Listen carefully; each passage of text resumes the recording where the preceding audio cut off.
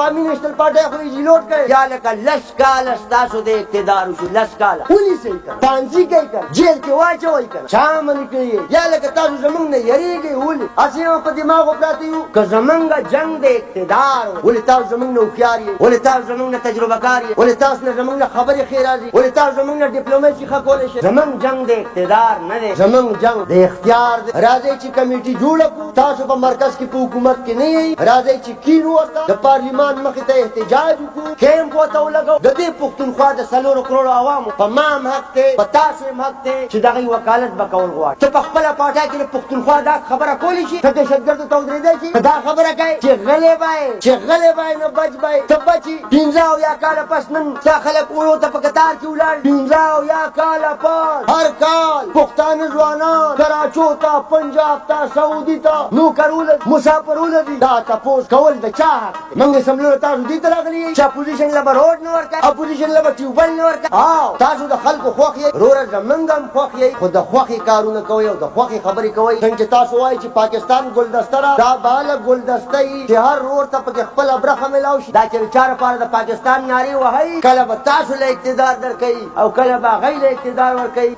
عوامي نیشنل پارټي تاسو له تسلي درکوي چې د دې صوبې د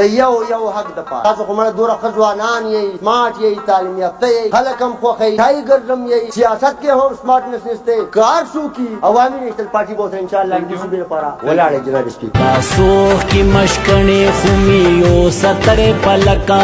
باغی باغی بابکا باغی باغی بابکا